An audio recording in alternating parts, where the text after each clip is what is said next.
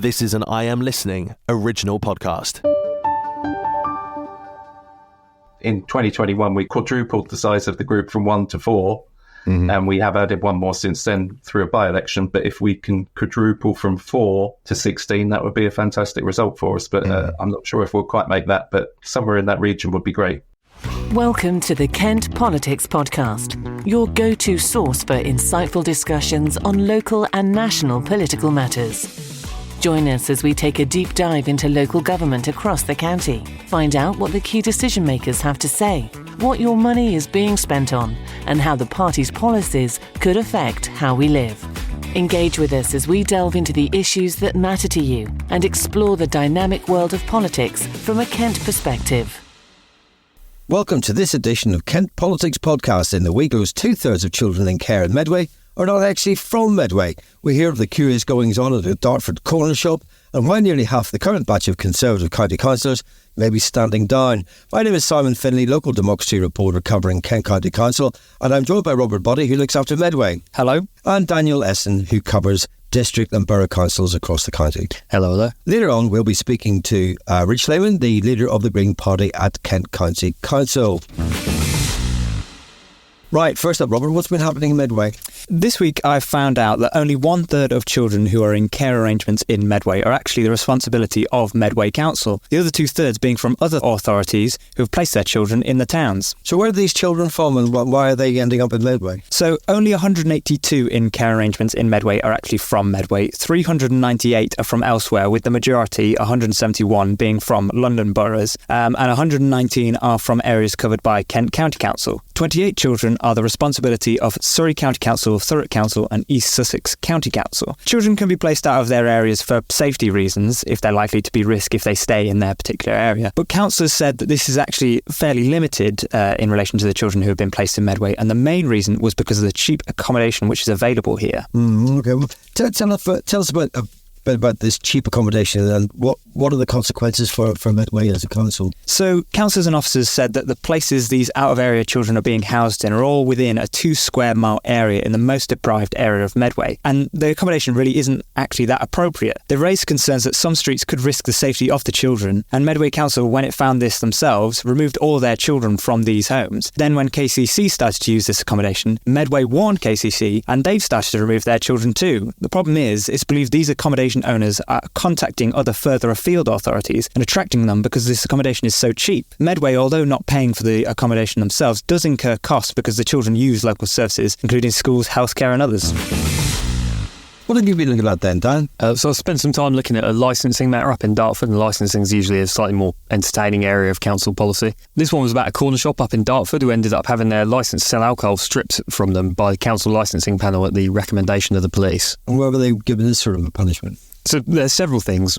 Most recently, the catalyst for it was an incident in May this year. Short of it is, police were called to the shop by customers who said there was a shoplifter locked into the shop, and the police call taker said that they heard a member of staff beating up the shoplifter with a metal pole. The worker told his boss, and his boss then told the police that he was actually hitting him with a water pistol, and the boss told the police this at first, but police body cam footage pretty clearly shows what appears to be the handlebars of a bike or a scooter or something in the worker's hand. The police then say they hounded the shop for 2 weeks for the CCTV and they consistently failed or refused to provide it, and when they eventually got it, 16 seconds of crucial footage was missing, and then the shop said, we've accidentally deleted the CCTV so we can't go back and get you the missing bit, sorry, and the police say they're pretty open, they think it was wiped intentionally. But it's more than just that. Going even further back, in January last year, the police demanded CCTV from the shop because a serious sex crime happened on a bench directly outside it. The owner of the shop told the police he could provide it for them, he could get them the CCTV easily, but the cops say he was rude and uncooperative and just refused to give it to them. And so they ended up seizing the CCTV unit under police evidentiary powers. And on top of that, the shop has also hired illegal workers on 2 separate occasions, once this year and once in 2013. Well, it's all happening there, isn't it?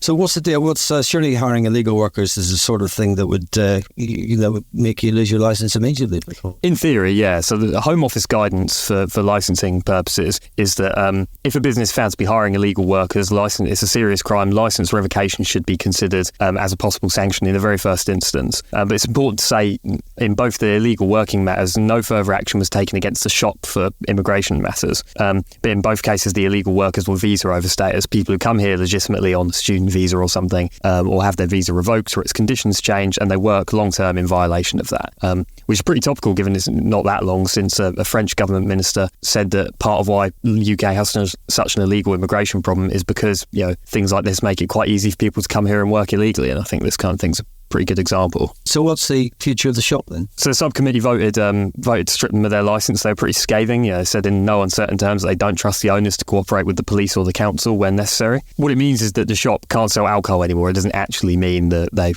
shut the business down. I'm not sure councils can do that. Only the police can shut a business down. The shop's lawyer says that booze is about 40 to 60% of their sales, and that not being able to sell it will imperil their business. Whether that will happen, we don't yet know. They could appeal against the revocation of their licence, but if that's happening, I haven't heard of it, and given how the councillors spoke about them, I wouldn't rate their chances either.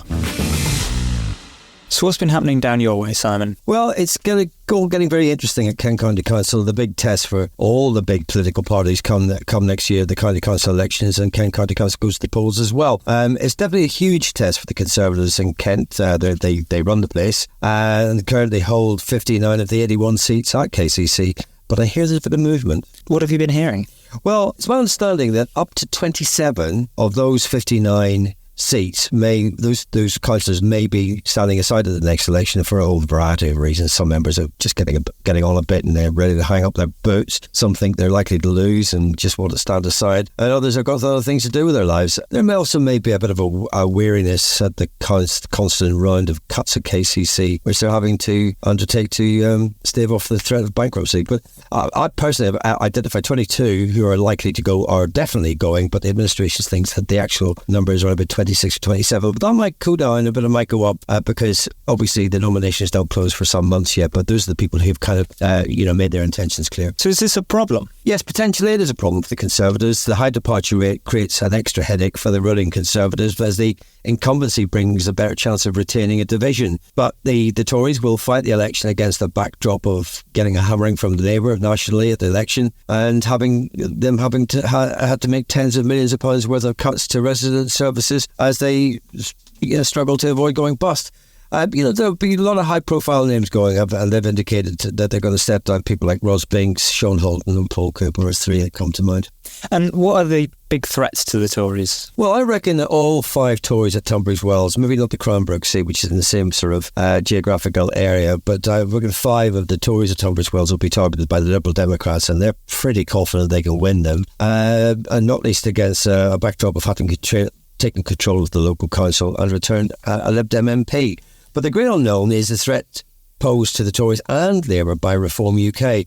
Reform may skew results all over the place, and the main sufferers were most likely to be Labour and particularly the Tories. So it's the Liberal Democrats and the Green Party who will be hoping to be the main beneficiaries of this, and there's a strong likelihood that of a rainbow alliance emerging after May next year. The Lib Dems, the Green Party and the Labour Party all fancying their chances to be the biggest of the alliance and get to have their own leader of Kent County Council to replace Roger Gough of the Tories. But in a moment we'll be chatting to Rich Lehmann, who's the leader of the Green Party at KCC, and to see what he makes of it all and see if he can shed any light on it.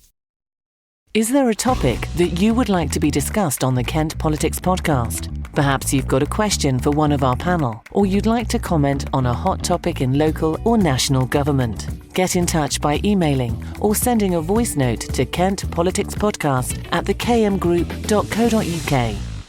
Rich Lehmann is the leader of the Green Party group at Kent County Council, and he will be eyeing up next May's election for KCC's 81 seats with great interest. To talk about that and much more is Rich Lehmann, who is with us now. Welcome, Rich. Hi, Simon. How are you doing? You all right? Yeah, I'm good, thank you. You were born in Kent nearly 50 years ago. Just tell us a little bit about your personal background. My background is, I guess, not really a traditional one for a county councillor or a councillor. Well, I was born in Sidcup, grew up in Medway towns primarily, and just had a lot of jobs in finance, admin type roles, very run-of-the-mill office jobs. And thankfully in my 20s, my late 20s, I found a path out of that into self-employment in photography, primarily wedding photography. And I was very happily doing that until COVID came along and all my weddings were cancelled, and an opportunity came up for a career change into politics, which was not planned, although I was politically active throughout the 2010s. I'd never planned to be a councillor, but when that opportunity came up, I took it and ran with it, and here we are now. Yeah. So that's your journey into politics. It's really sort of happened by accident and partly because of COVID, I guess. Why did you choose the Green Party? What attracted you to the Green Party in the first place? Yeah, that's a good question. It's for me, there was probably never going to be any other party. From having said that, I did vote for other parties prior to 2010.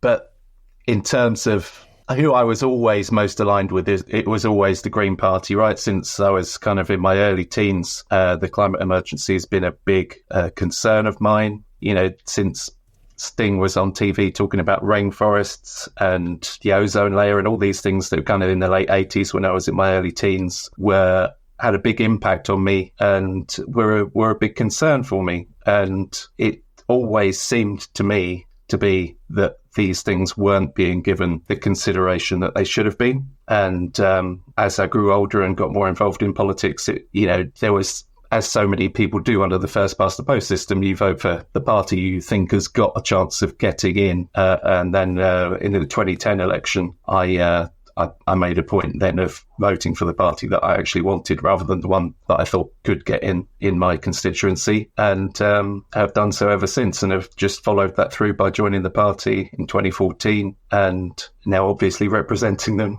publicly in Kent and in Swale. Mm-hmm.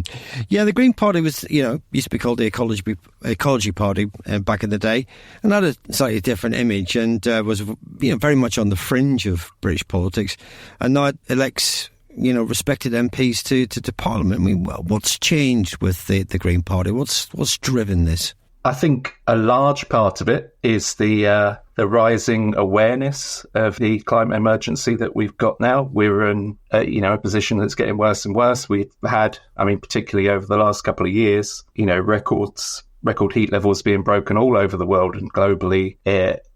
Consistently, month on month, new records being broken, and it's just where once we were talking about this as a kind of an abstract thing in the future, we are now in it. Unfortunately, it is still happening at a rate where many people don't really perceive how far along that path we've gone and how much we've already kind of built into what will happen over the next 2 or 3 decades in terms of continued rising temperatures, continued sea level rises and other things like that. I think another part of it, though, and this is something I should have added in my last answer, is very much about how committed the Green Party are to social justice and equality. And these are elements that, attracted me to the party.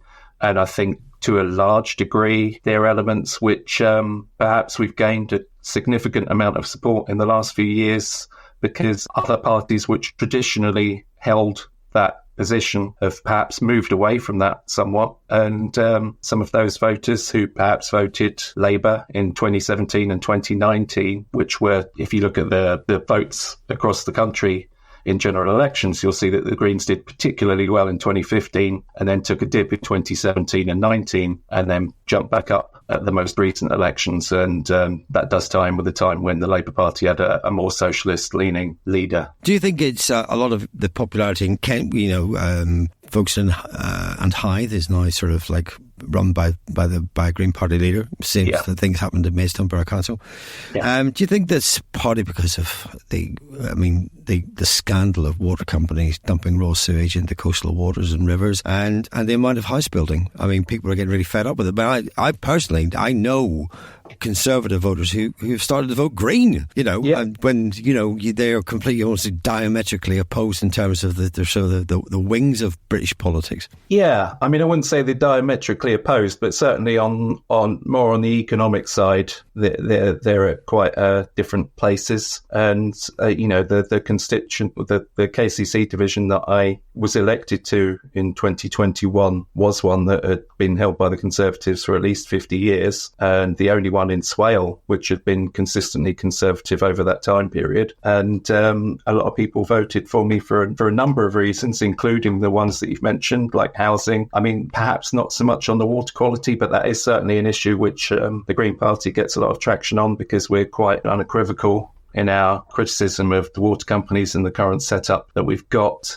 And there's also the fact that locally, when I was campaigning in 2021, I would meet people on the doorstep who were very happy to vote for me as a Green councillor to represent them at the county council, but were then quite open in saying that they wouldn't vote Green at a general election. And those people, are cognizant of the differences in our two groups, our two parties in terms of economic policy, and they're quite happy to vote Green for a Green representative to represent them locally, because they know that that area of Green policy is not something that will really hugely come into play. Obviously, it will in certain areas of council work, but not in the same way that it would in government. And I see our role as being one of building that trust. The Green Party are, as far as I'm aware, still the most trusted brand in terms of the main political parties in the UK. Kent County Council elections come up next May. It's difficult to see, really, who of the opposition parties is likely to come out top for various different reasons. But, how do you think it will pan out for the Greens, and what specific sort of areas in Kent do you think you'll be targeting in terms of the best chance of returning the most number of councillors you can? Really, we're looking at winning or taking at least, one or two seats in most districts in Kent. And as I imagine you would expect, we're perhaps looking at taking the greater numbers in the districts in which we have stronger district council representation. And overall across the county, I think we're looking at, in 2021, we quadrupled the size of the group from 1 to 4. And we have added one more since then through a by-election. But if we can quadruple from 4 to 16, that would be a fantastic result for us. But I'm not sure if we'll quite make that, but somewhere in that region would be great. So you're not sure you'll get up to 16? But well, we'll see. I mean, we might get up to 20. But yeah, sure. We'll see. What sort of areas do you think that you will be particularly strong in? I mentioned Maidstone, Folkestone, Hythe and Ashford are 3, but I mean, where else would you be targeting, knowing that you've got a good apparatus there, got a good database, where your supporters live? I mean, where apart from that do you think there might be some traction for you? Well, like I said, it's most of the county. We'll be looking at seats in pretty much every district. Swale, obviously, is where I'm based, so we're going to be defending my seat and maybe one other. But Thanet, Canterbury, Dover, Sevenoaks. Well, do you see yourself doing any deals? Albeit tacit deals, in certain places, we'll let you in, and if it's a way of keeping the Tories out or whoever. Do you see anything like that going on? I certainly haven't had any conversations as yet. I'm not entirely opposed to the idea, but at the same time, I'm reluctant to do too much in the way of deals, and I think it'll be a case of waiting until nearer the time to have those conversations to see what is necessary in the way of deals. It's not really any kind of trade secret, given the current makeup of the county council, to assume that Labour, the Liberal Democrats and ourselves will be going after primarily Conservative seats. Should Reform make good on their recent claims that they will be campaigning to become a force on Kent County Council, they will be significantly denting the Conservative Party vote in a lot of areas, and that could potentially open the door to a lot of the more progressive parties taking seats without having to make deals. But like I say, that's possibly a conversation to be had nearer the time. Yeah, there has been some talk of a rainbow alliance. Obviously that would be the red, green and yellow type. There are some reservations between each of those parties. I mean, does the Green Party have reservations with either of them? And if so, what would they be? I mean, in terms of the current Labour group at KCC, I get on very well with them, as I do think I do with the Lib Dems as well. And so I've got no reservations of working with those councillors as people. Obviously, we're in a slightly different position now than we've been for most of the time I've been a councillor, in that the Labour Party are obviously in government now rather than in opposition. And whilst we've been in a somewhat easier position politically and in terms of arguments to be made in the council chamber in terms of the Conservative Party's failure to fund local government effectively, that would be difficult now going forwards if Labour carried on with funding levels that we've seen under the last 14 years. Well, I mean, even if they didn't bring them back up again, even if they kept them flat rather than continuing to cut, that would be something that would be, obviously, it would make the future of Kent County Council financially questionable in itself. But in terms of working together in alliance with the Labour Party in particular, that would be tough. Having said that, I think we're so aligned in terms of what we would want to do with the council that should the opportunity arise to create that coalition, I think it would be, there would need to be some very strong arguments against doing that for us to consider them. And I mean, and again, it'll all come down to the numbers at the end of the day as to whether that's even a prospect or not. Okay, now, leaving aside who might actually become the biggest, individual party in that sort of rainbow coalition, should it run the administration, you're going to inherit one hell of a difficult situation. How would you be able to fix what the Tories haven't been able to fix, given the funding levels being what they are? Where would you find the savings? Where would you go? What would you do to fix the problem? I think that would be very difficult. I mean, we, as kind of I just alluded to in my previous answer, we agree with a lot of the Labour group's solutions in terms of looking to bring things in-house, particularly around adult social care. This is an area which, we have these huge contracts with companies that make huge profits, and where possible, there are savings to be made through bringing things in-house. But then that very act of bringing things in-house comes with large one-off costs to do that, to make that change. So I would really need to get into the numbers a lot more on that. There are certain things as well to do with homeschool transport. And then there was a budget proposal that I brought forward last year in terms of looking at different ways to fund some of create a different method of employment for some of the homeschool transport to reduce that current bill, which I think is somewhere around 60-70 million.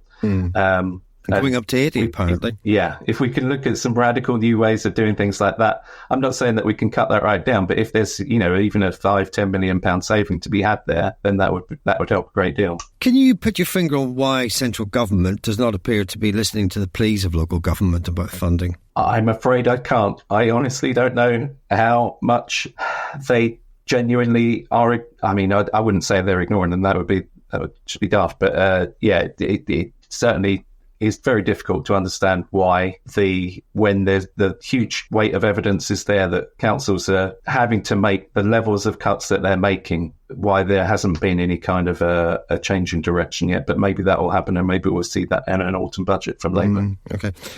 If devolution of some sort is the answer, why is no one talking about it and not doing anything to make it happen? I think there are talks about it. There have been some kind of rumblings in the last few months. With Angela Rayner sent out a letter to local councils with office and kind of a fake. Well, there wasn't much detail in it, was there? I mean, that's what I'm saying. No, that's right. That's what not really talking about, are they? That's right. But I mean, those conversations are ongoing. Whether the information that came out from the new government was detailed or not, the conversations are happening. And my understanding currently is that unitarisation, because the cuts have got so bad and because the cost pressures are so great, unitarisation is not seen as the panacea, the magic bullet that it once was in terms of cost savings. So there's perhaps less of a desire to go down that route. And as per another motion which we took to KCC full council a couple of years ago, the Green Group and the Lib Dems were in agreement with this, that we would prefer to see, if possible, some kind of Kent Assembly along a similar lines to the Northern Ireland Assembly as a kind of a governance model for Kent, given that our population is virtually the same as the population of Northern Ireland, and given our unique position within the country as the gateway to Europe. But I don't know how much appetite there is for that from the other political parties. But I think the one thing all groups at KCC are aligned on is the opposition to a directly elected mayor.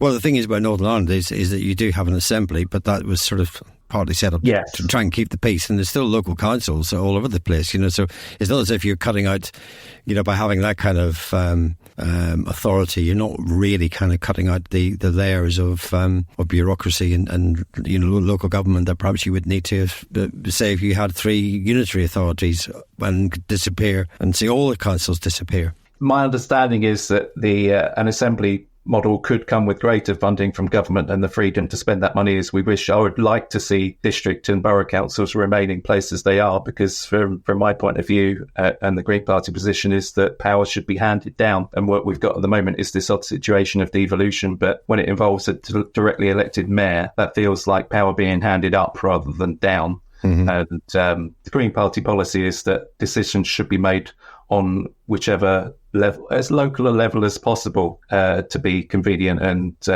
efficient. Yeah. Okay. Finally, what are your own personal longer-term political ambitions? Fancy a seat in the House of Parliament? Possibly. To be honest, my thoughts on that kind of change week by week. Sometimes I'm thinking end of the 2020s will be enough for me, but sometimes I'm thinking maybe longer term and doing this as a role for the rest of my life. And part of that would be standing for Parliament, obviously. But yeah, it will be a case of let's wait and see what happens the next time the general election comes around. Okay, Rich Lehmann, thank you so much for your time today, and I hope we speak again soon. Good luck. Thank you.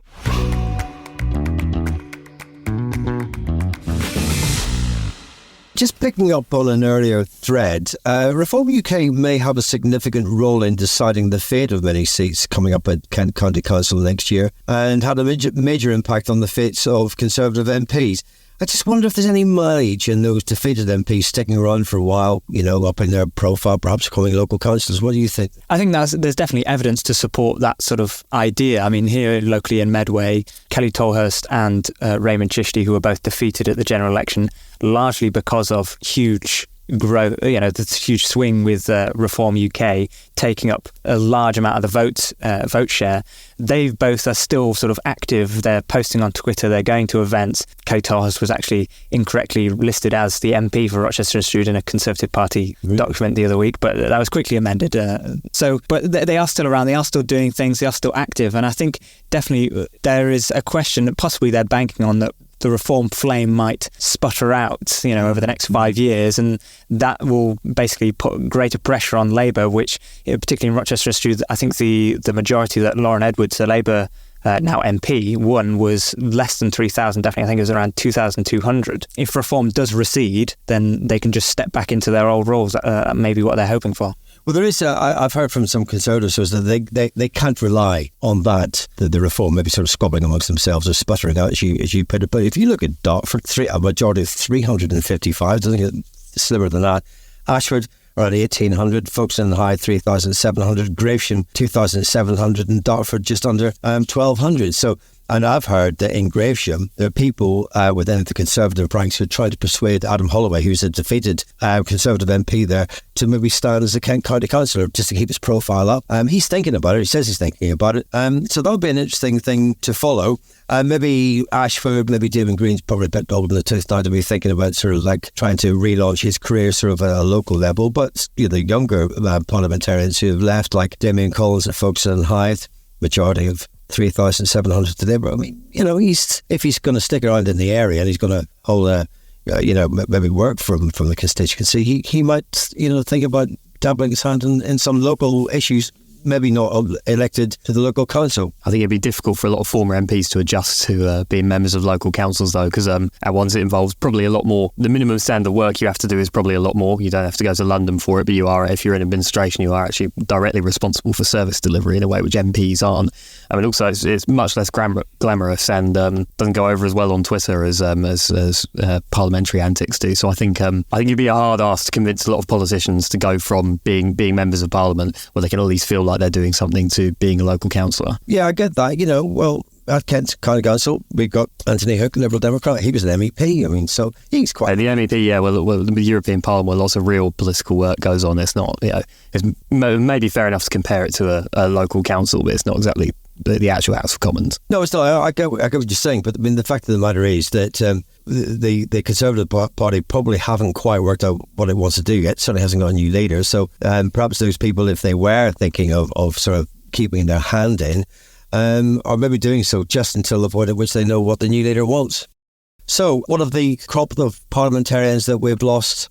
People like guy down in Tunbridge Wells? Greg Clark, former MP for Tunbridge Wells, not exactly an anonymous figure. I believe he was quite responsible for writing the National Planning Policy Framework in the early 2010s, and I think he had maybe some positions as trade envoy at some point. But he, since losing to Liberal Democrats Mike Martin, he's now working for either University of Warwick or some business development board on regeneration of Warwick. So he's actually gone into regular private sector work, whereas a lot of other former MPs seem to think tweeting passes for still being involved in politics. Okay, yeah, I see where you're going with that, Dan. People like Greg Clark, you've been a cabinet member, quite high up in government. Clearly, very, very clever bloke. He's always going to get poached by somebody. But there will be others maybe who don't have a great track record in other things before they went into Parliament. A lot of them were spads and worked within the machinery. So it might be difficult to see how they're going to find another job unless it's in the charity sector or, as some sort of consultant in business of some kind. I think, definitely on election night when speaking of sort of Kay Toher, she said, basically, somebody asked the question of what are you going to do next? And she basically said, well, I'm from Rochester, that's where my home is. I'm going to stick around. She didn't say, I'm definitely going to be the candidate the next time around, though, you could definitely read that into it. But, I think a lot of MPs, particularly in Kent, I think a fair few of them are local people. They are invested in their area. So for them to say, well, it was close, I'll stick around a bit longer and see, if next time around I lose again, then maybe I won't. Particularly if you have that Reform UK threat taken away, because all those seats that we've been talking about, you take Reform out, the Tories would have won easily. I mean, really quite easily. They may not have had the 20,000 majorities they had before, but certainly they would have been, would have been a comfortable majority that, probably would have meant they weren't even marginals. Well, I suppose that brings us on to sort of the bigger, more difficult thing for Conservative MPs or former Conservative MPs to reckon with is what happens with Reform UK. Which direction do they go? Do they grow from here? Now Nigel Farage and the four others are in the House of Commons and can speak in that sort of platform rather than from the outside. Does that help them or does that hinder them? I mean, what do you think? Well, I think it's very important to think about how they decide what way they want to shift. Do they want to take Reform head on? Or do they want to just let the right of the party sort of live on the right of the party and choose somebody that's going to have more mainstream appeal? At the end of the day, they're not picking a leader for the members. They're picking a leader for the wider public. The problem is, I think, as Michael Howard said the other week on this podcast, he said that for the next couple of years, nobody's going to be listening to them anyway. Your policies, until you get some policies and you can actually sort of get the policies across, it's almost like pointless saying anything at all. You got to pipe up and just go through the motions, and it very much feels like that at the moment. Because they don't have a new leader. They don't really have anybody sort of in the big shadow posts with any authority at the minute. So we'll have to see what happens as time goes on. I think that maybe gives Reform more of an opportunity on the national scale, at least, though, because nobody's going to be interested in what the Conservatives have to say. Yeah. And some would say if they pick the kind of leader who would appeal more to the parliamentary party, somebody more of the centre, not usually the type who grab headlines or enthuse the public, whereas obviously Nigel Farage, probably the most personally popular politician in the UK. The party doesn't have existing party political infrastructure in the way that the Labour Party or any other one in the country does. But if for the next couple of years nobody's listening to the Conservatives, but the government are seen to be underperforming on important issues like immigration, it gives quite a massive opening for one of the only politicians in the country who can credibly claim to have personal profile, i.e. Reform's leader Nigel Farage, to make quite a lot of hay out of it. The question is, they've committed to democratising and establishing an actual proper party, whereas at the moment, it's just a private company. The question is, will they do that, and will forming an actual party rather than basically a private company with him as the chairman make it easier or harder for them to be a real political force? But when so few people are members of political parties these days, it'll be an interesting experiment to see. What they will say is they completely revolutionised the way politics is done in this country. We know in Kent that they don't even have an office, much less any kind of sort of admin structure or local associations or anything like that. They're just basically going to fight the next election very much on a flag, a slogan, and maybe some visits from Nigel Farage. So we'll be able to see what will happen next year when it happens. Okay, folks, that's your lot this week. Thanks to Rob and Dan and our special guest, Rich Lehmann. Don't forget to keep an eye on Kent Online for the latest politics news from across the county. All the best.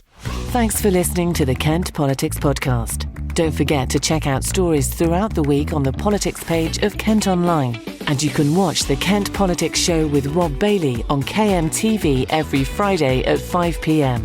or on demand at kmtv.co.uk. This has been an I Am Listening original podcast. For more information, head over to our website, im-listening.co.uk.